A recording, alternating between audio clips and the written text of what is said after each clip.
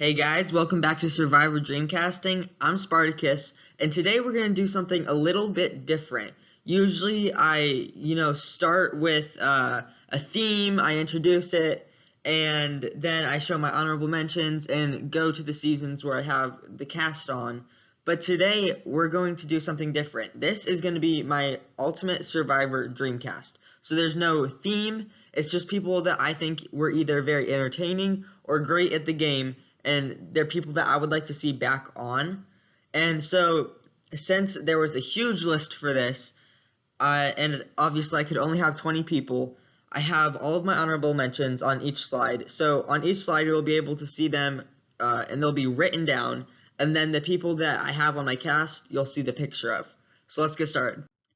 So from Survivor Borneo, the only person that I really thought of was Richard Hatch, but I decided that he was really just too old, so I didn't put him on. So from Survivor the Australian Outback, I thought of Amber and I thought of Colby. I didn't have Amber on because a lot of people said that she didn't deserve to win her season, so she is not on, even though it's my belief that if you get the votes to win, then you did something right, and so you deserve to win that season. And Colby just really fits the same archetype of other people that I have on here. You'll see who in a bit, and I'll make sure to remind you of that. So the one that I did have on here from Survivor, the Australian Outback, is Jerry. And I've said this in a couple videos before that it'd be extremely hard to see Jerry in a season without Colby because you can't have a season with one without the other.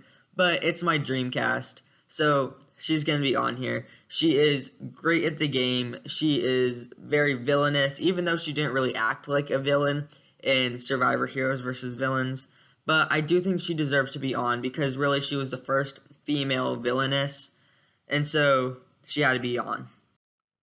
From Survivor Africa, I really didn't think of anybody, so nobody's in my honorable mentions and nobody from Africa is in my cast. I did kind of think of Ethan for a bit, but I decided I'd just rather see other people.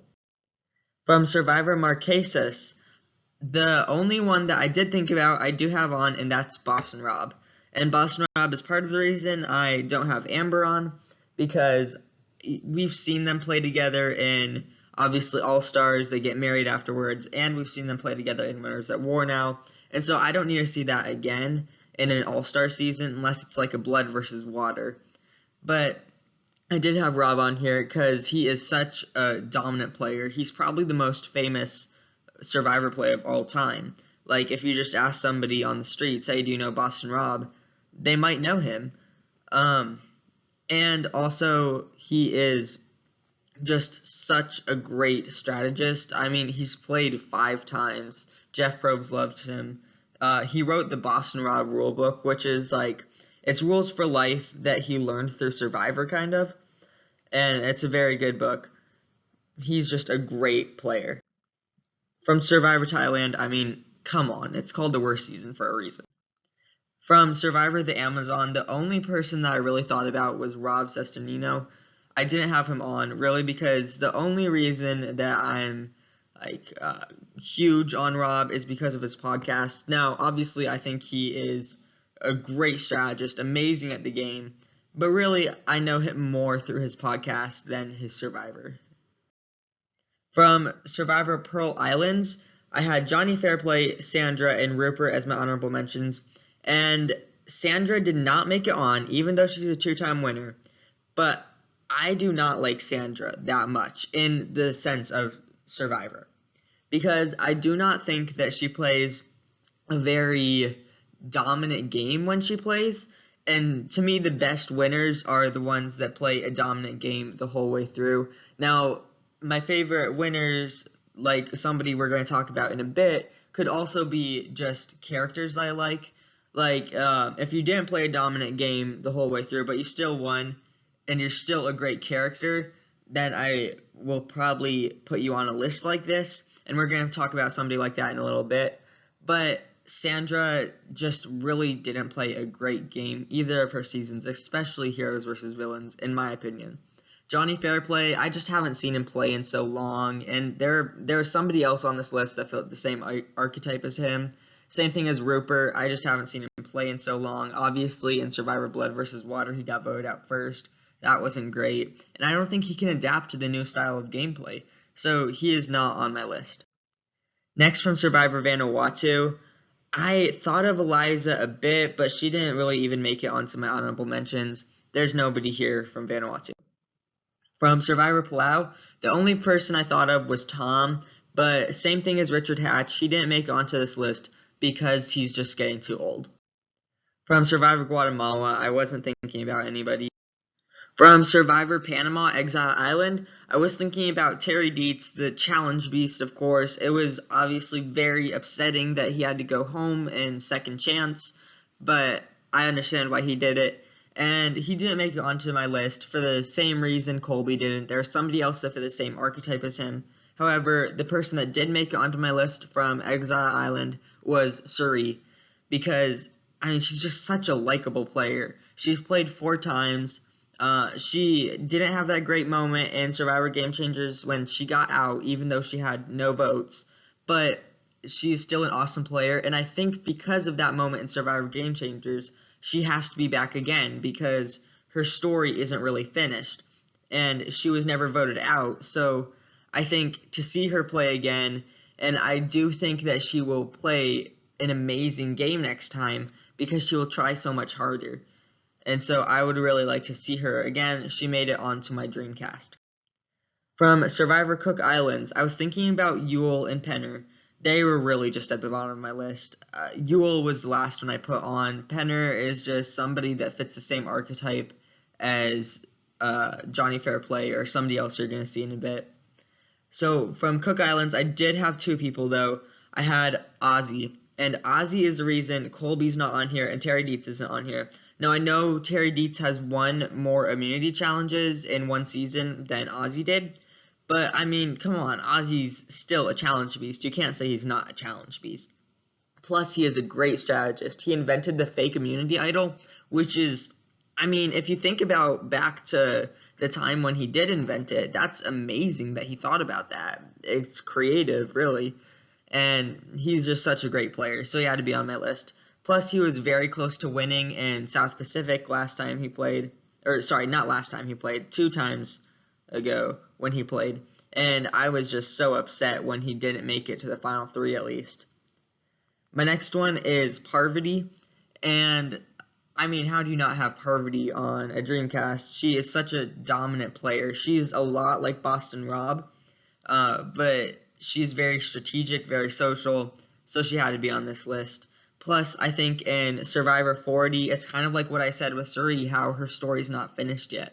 And I think even though she did win, since she was brought back for Heroes vs. Villains and got second place for that, and then brought back for Winners at War and had not a great run in that one, I think if she comes back to play, even if she doesn't win, which she probably won't at this point because she's such a huge threat, I do think that she would do a very, very good job.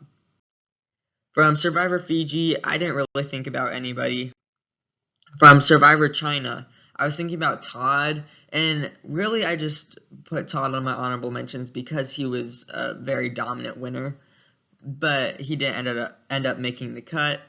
With James, he didn't end up making the cut just because I thought that there were people that may be better, like an Aussie I put on instead of him, you could say.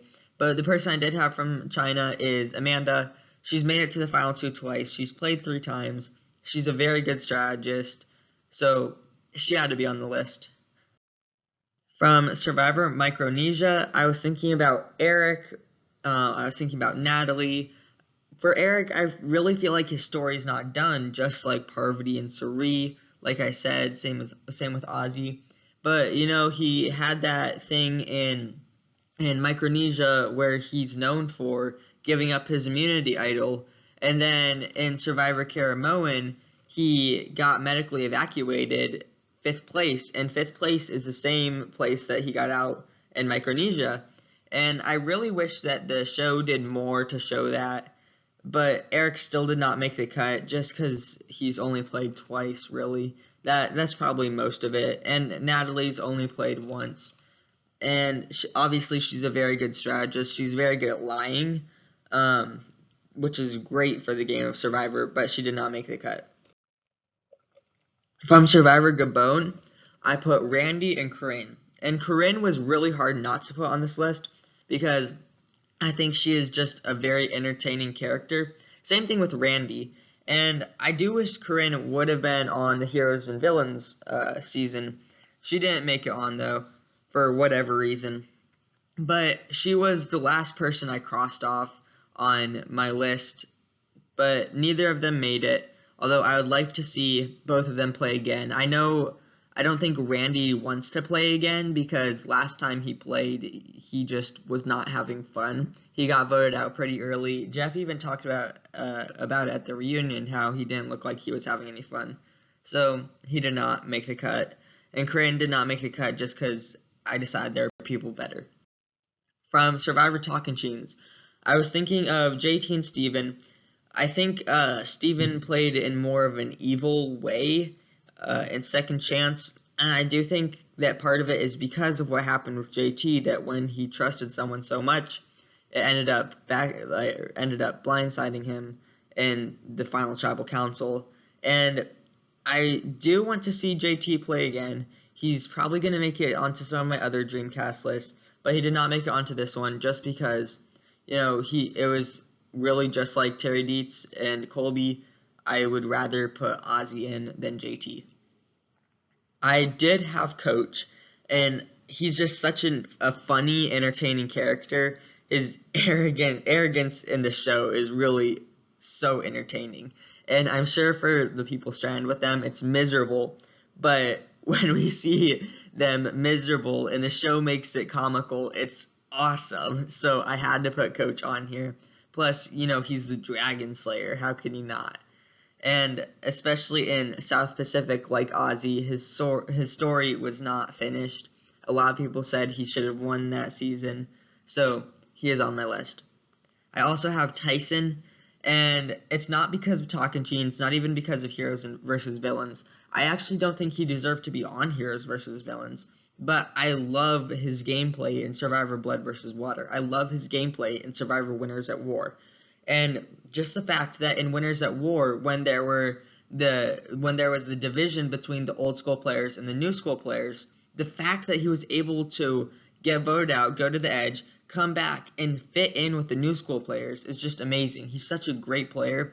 Plus, he's so entertaining. He's comical, sarcastic. It's hilarious.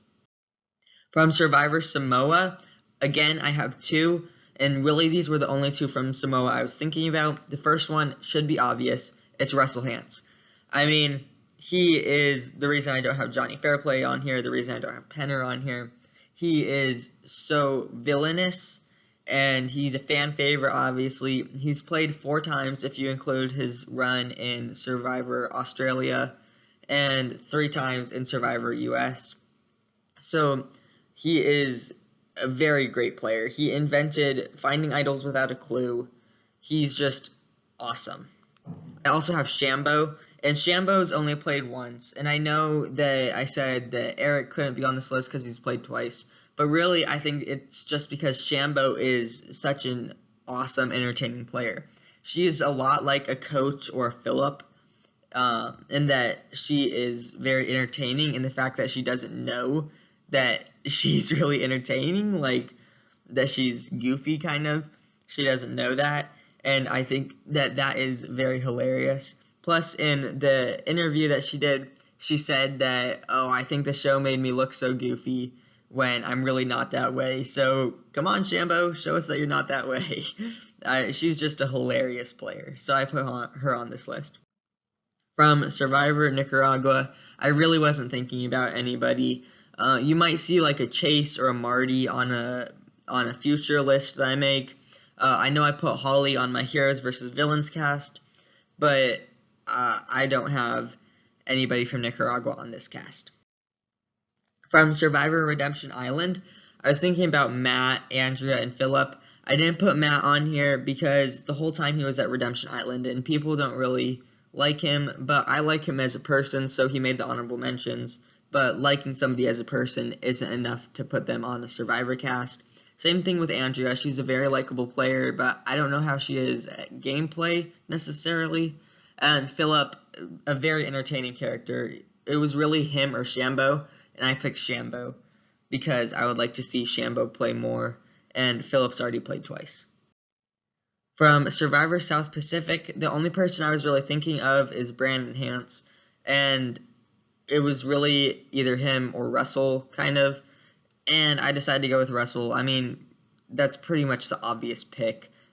It's Brandon, who's only played twice and who doesn't want to play again, or Russell, who I guess the producers don't want him to play again, but I'm guessing he's dying to play again. Plus, he's played 4 times, so I would love to see Russell more than Brandon. I also do have Cochran from South Pacific, though. Cochran is one of my favorite winners, and I do not think he's going to play again. He said he doesn't want to play again because he said he wants to end on a win, which is understandable. Good for him. And he works for CBS, so there's like a conflict of interest thing. But I do think that he would do very well playing again. I would love to see him play again. He is one of the most likable winners. He's one of my favorite winners. He's definitely in my top 5 for any Survivor player of all time. But, he had to be on this list. Such a dominant player, such a dominant underdog. And the fact that he played not his best game in South Pacific, but then in Caramoan came in and wasn't on anybody's radar. There are 2 people in all of Survivor that have played perfect games, and that was JT and Talkencheens and Cochran in Caramoan. And a perfect game is when you don't get any votes the whole time, and then at Final Tribal Council, you get unanimous votes from the jury to win. And Cochran achieved that as such an underdog. And so I thought that was so awesome, so he had to be on my list. From Survivor One World, there was really only one person I was thinking of, and I know that Troyzan and Monica make it onto a couple of my lists, but I wasn't really thinking of them for my favorite players of all time. But I was thinking about Kim Spradlin, and she did make the cut. And it's because she played such a dominant game in One World. She obviously won, but like Cochran, she wasn't even on anybody's radar. And she just played such a dominant game. And then coming back into Winners at War, being on the bottom, but making it to the family visit, and as far as she did, that is just huge. She is such a good player, and she's great at lying too. And so I had to put her on this list. Also, a challenge beast as well. So she is definitely on my Dreamcast. From Survivor Philippines, the only person I was thinking of is Malcolm, and obviously he is so popular. He's so good at the game, and obviously in Game Changers, he didn't have that great of a run, and that's part of the reason I didn't put him on this list. Also, he's not on this list because of Ozzy. And I know so many people on this list or so many honorable mentions did not make the cut because of Ozzy.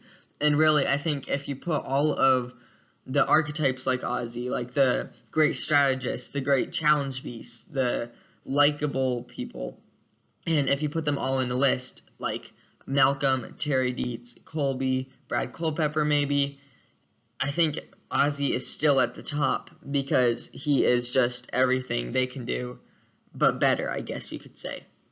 So Malcolm did not make the cut. From Survivor Caramoan, I mean, it was hard for this one to think of any honorable mentions, considering that there were only half of the people on the cast you could pick from, since it was the fans versus favorite season. But I did not go with anybody, even in my honorable mentions. I guess you could say an Eddie or a Reynolds. I just don't think either of them are that good at the game. Obviously, Eddie and Reynolds are both very good at the challenge part of the game, but at the social part of the game, at the strategic part of the game, everything good that happened for them strategically was Malcolm, really. And so they did not get put on my cast. From Survivor Blood vs. Water, I guess you could put Hayden in an honorable mention. I didn't. You'll probably see him in another upcoming video, but this is like fans versus favorites when you can only pick half of them because it was half returning players, half new players. And I did go with Sierra, and she's on this list. She made it to a bunch of my Dreamcast lists because she is such a memorable player. I mean, voting out her mom is enough to put her on a Dreamcast list, really. She's just so good at the game as well. And I do not think she ever has a chance to win again, but I do think that she has a huge chance of being a very likable player, getting very far in the game. In Game Changer, she got voted out first, which is obviously terrible. But in the part that she did play, in the 3 days she played, I think that she was already a game changer because she already stirred up conversations and already got people thinking about, oh, maybe this person's going to turn on me. Oh, maybe this person. Obviously, it didn't work out for her in the end, but it was game changing in the season of Game Changers. In every season she's been in, all three, she was such a huge game changer, so she had to make it onto this list. From Survivor Cagayan, I was thinking about Spencer. He's only played twice, didn't make it on the list, and I think because uh, so much of Survivor is being able to find a common ground between the game and life. And Spencer, in his first season, played it only like a game, and in his second season, played it mostly like life. And I think he just doesn't have the ability, or maybe he just hasn't found the ability to find an in between in those two things. And so I would love to see him play again. He's made it onto a couple of my lists. He might make it onto another one of my lists, but he did not make it onto this one. Chaos Cass, I mean, really, she's great at the strategic portion, but she's not very good at the social part. She's not very good at the physical part, so I did not put her on this list. For Wu, really, he's only played twice. Obviously, he was extremely likable in Cagayan. He made it to the final two, but in Survivor Second Chance, he got voted out pre-merge. He didn't make any big moves, so he did not make it onto my list. However, I do have two that did make it onto my list. The first one is Tony. Obviously, a two-time winner. I mean, he makes llama noises all the time on the island. He's super entertaining. He is so great at the game. I do not think he has a chance of winning again, just like what we saw with Sandra and how she can't win again because she's already won twice. And Tony's made more money than Sandra from Survivor because in the second game he won, it was $2,000. So in all, he's made $3,000 from Survivor. Sandra's only made $2,000, and because so many people look at Survivor as just something for money, I don't think he has a chance of winning again. I might make a video on people that can and can't win in the future, but right now I don't have that. But you can look forward to that in the future. Anyways, Tony made it onto my cast. The next person that also made it onto my cast is Sarah. And Sarah, it was just, she played such a dominant game. And in my Survivor Game Changers recasting video, I talked about how Sarah didn't deserve to be on Game Changers until she went onto Game Changers. Like in Cagayan, she was the first merge boot, and she didn't really do anything except for expose Tony for being a cop, which I'll admit, that is freaking awesome that you can tell when somebody is a cop. But really, that was it for her game-changing moves, and let's be honest, it's not that game-changing. It affected one person and barely affected him. And so, I do not think she should have been on the Game Changers cast, but in Game Changers, she played such a great game. I mean, tricking Suri into not reading the papers, just everything she did that was super strategic. And so I had to put her on my cast. She was just great at the game. So next up from Survivor San Juan del Sur, Blood vs. Water. And if you're not familiar with the season, this was not like the old Blood vs. Water where it was half old cast, half new cast. This one was all new cast. And I was thinking about 5 for this season, so there are 2 that did get put on my list. But for now, let's talk about the honorable mentions. And the first one is Natalie. She played an incredibly dominant game in San Juan del Sur.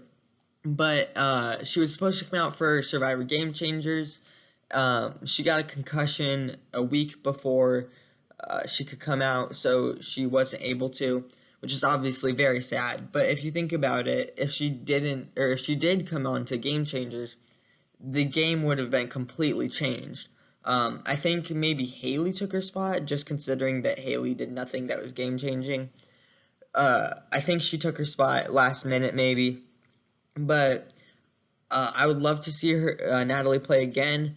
But the reason she's not on this cast is because of a move she made, or you could say she didn't make, in Survivor 40 Winners at War. And that is that in an Edge of Extinction season, I do think that from now on, the jury is going to expect you to make fire with somebody else if you're coming back from the edge.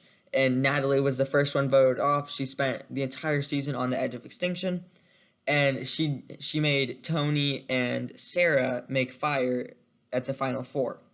And I think because of this, the jury did not respect her anymore. And so she went to the final three with Michelle and Tony. And I think that if Natalie made fire and if she won, she would have won the season. But because she didn't do that, she didn't win and she didn't make it onto my cast.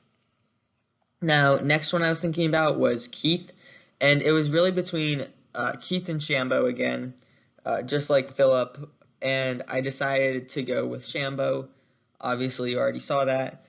And really, I would have put Philip over Keith as well. We've seen them both twice, but I think Philip is just more entertaining. I mean, Boston Rob even said it at reunion. Philip is one of the most entertaining people to ever play. But he did not get put on my cast. However, John is another one I was thinking about. John didn't get put on. He's only played once, and I don't think he wants to play again. And I didn't put him on because I felt like his story was over. That's pretty much it. I mean, when you have such a great attitude the entire season, you don't really have like a bummer ending, and so I didn't feel the need to put him back on. However, the one I did put on was first Jeremy. This is one out of two. I put Jeremy on. He played such a dominant game in Cambodia.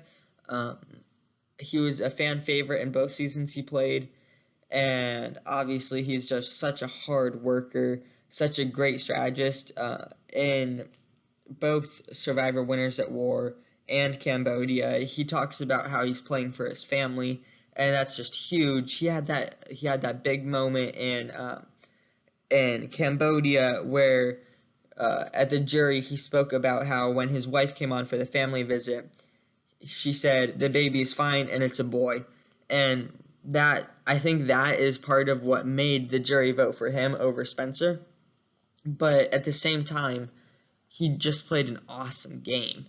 And whether it was sympathy votes or not, he deserved to win, in my opinion. So he made it onto my cast without a doubt.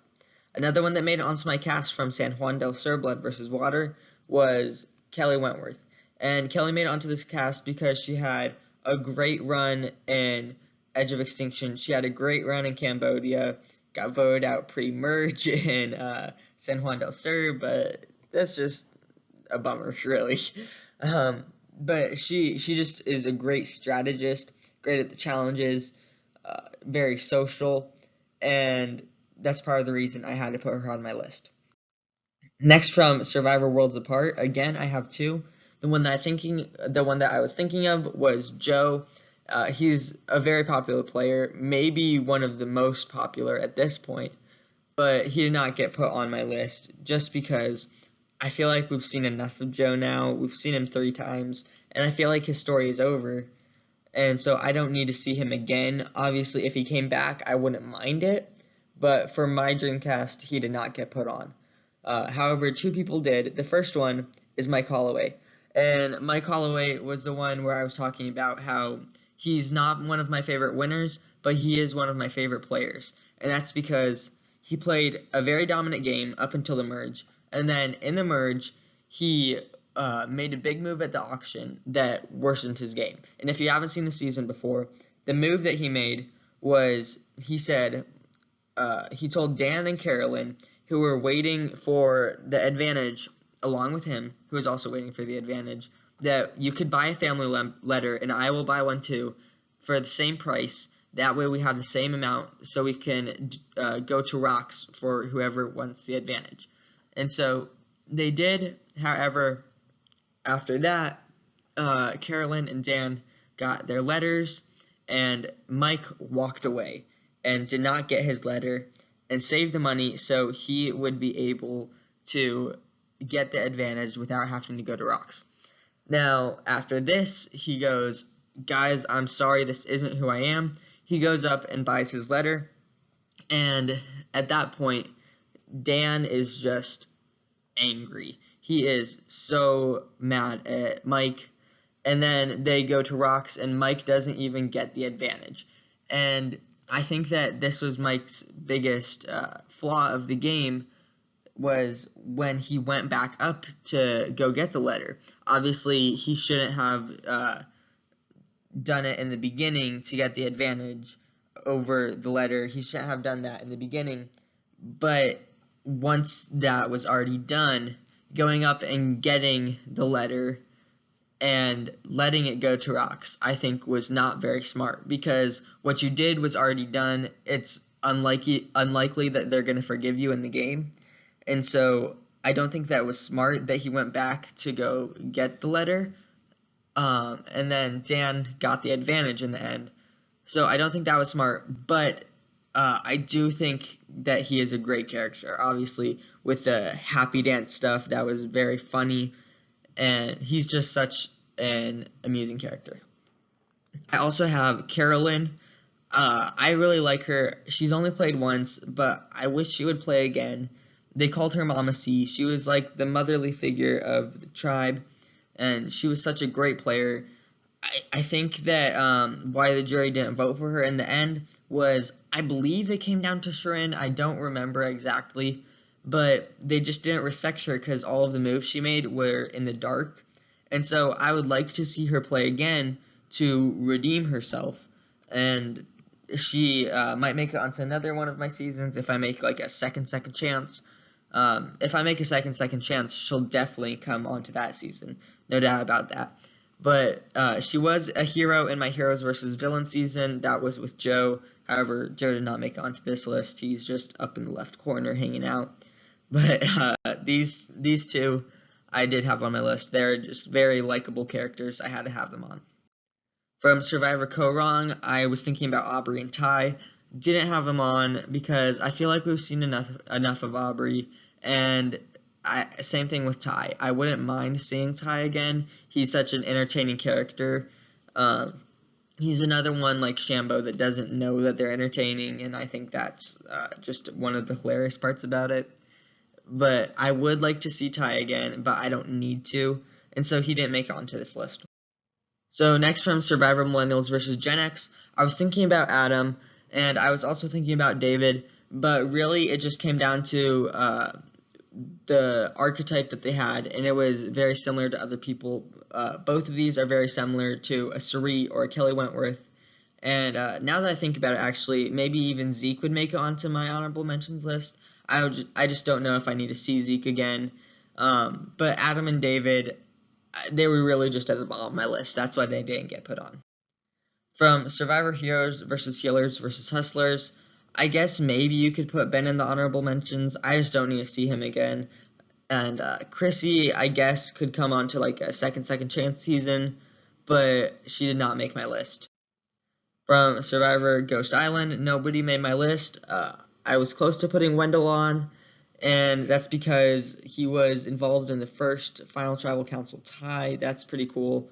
Plus, he was very entertaining in Survivor 40 with the stuff with Michelle, how they had a pre-existing relationship. If you're not familiar with this, Michelle and Wendell dated briefly, and then they both came on to Winners at War, and that was a very entertaining moment because they had that kind of conflict already, but they were still willing to align with each other. So that was very entertaining, but really just because of that, like, that's not enough to put him onto my list, so he didn't make it on. From Survivor David versus Goliath, there is only one person I was thinking of, and that is one of my favorite underdogs of all time. I've said this in other videos, like Survivor Heroes versus Villains 2, and that is Christian. And Christian is just such an amazing character. Like I said, a huge underdog. He was a David on the David tribe, and in in the season, Jeff talks about how he was a David that turned into a Goliath. And that's just so awesome. And I do think that if he made it to the final three, he maybe would have won. I'm not sure. I think it's likely, but I would like to see him play again. He was very good in this season and just such a likable character. And in his first season, or in his first episode, he was already like being the anxious guy, critiquing what he did in the challenge that he just won. And then later on in the season, he just becomes this amazing figure of the show. And I'm upset that he hasn't played again already. I mean, obviously, he only had like 2 opportunities to in Edge of Extinction and in Winners at War, but he didn't qualify for Winners at War because obviously he's not a winner. Nick won this season, but I would like to see him play again. He is just such a great character. From Survivor Edge of Extinction, the only person I thought about was Rick Devens, and I already had a Russell Hantz, so I didn't put him on.